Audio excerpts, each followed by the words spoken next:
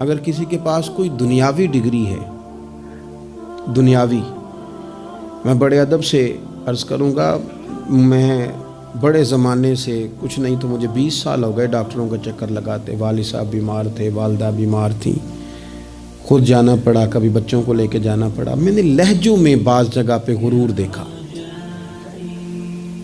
لہجوں میں، یعنی ڈاکٹر کے دو میٹھے بول نہ بندے کی طبیعت ٹھیک کر دیتے ہیں، لیکن وہ اس کے لہجے میں، اب چونکہ وہ ڈاکٹر ہے اور جناب مجھے تکلیف ہے، میں ذرا جلدی چیک کرانا، سب کو تکلیف ہی ہوتی ہے، سارے تکلیف سے ہی آتے ہیں، باہر بیٹھو دیکھ لیتے ہیں۔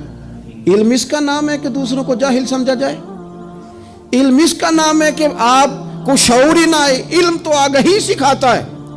اگر کوئی عالم ہو کر اپنی ماں کے پیر نہیں دباتا تو پھر اس کے علم نے اسے کچھ بھی نہیں سکھایا، اس کے علم نے اسے کچھ بھی نہیں بتایا۔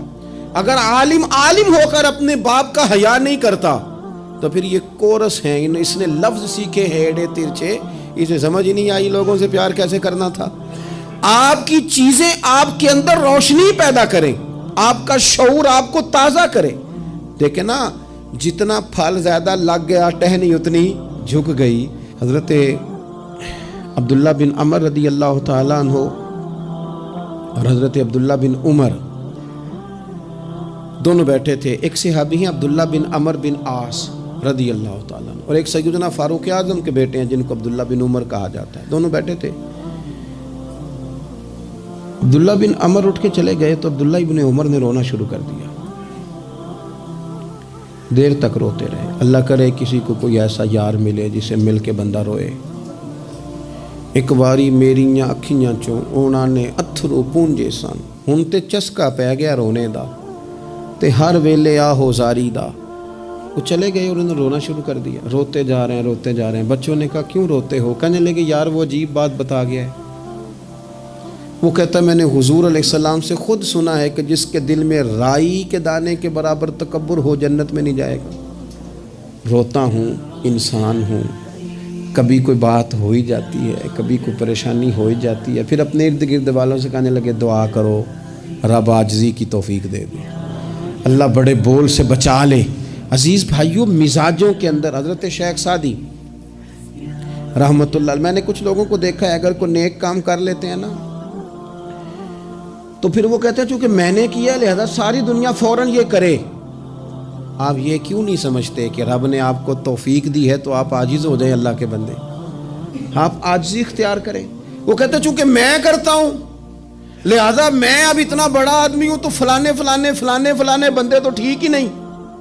حضرت سعدی شیرازی کہتے ہیں کہ تہجد کا ٹائم تھا، پرانے زمانے میں نا لوگ مسافر اکثر رات مسجدوں میں آ کے گزارتے تھے، تو کہتے ہیں مسجد میں لوگ سوئے ہوئے تھے سارے، تہجد کا ٹائم تھا، میں تہجد کی نماز پڑھ رہا تھا، میرے والد بھی ساتھ تھے، تو میں نے اپنے ابا جی سے کہا یہ دیکھو کتنے بد نصیب ہیں، نفلوں کا ٹائم ہے اور یہ سوئے ہوئے ہیں، کتنے بد نصیب ہیں، میں تہجد پڑھ رہا ہوں، اللہ کر رہا ہوں، یہ سوئے ہوئے ہیں۔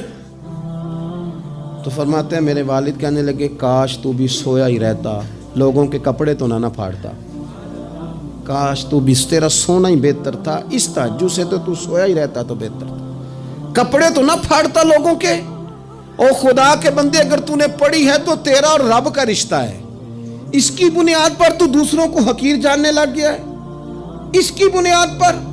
علم پڑھے دا مان نہ کریے ماتا کھی میں پڑھیا، او جبار کہار کہاوے متے روڑ دے میں دودھ کڑیا۔